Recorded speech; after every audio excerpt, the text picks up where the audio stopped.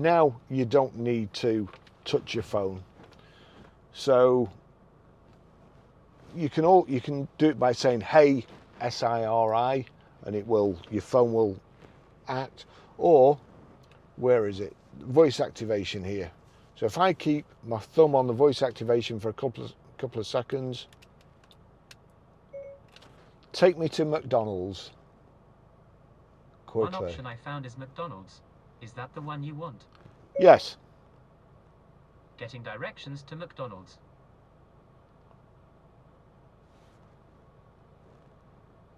Go. Starting route to McDonald's. Now head northwest on Blackburn Road.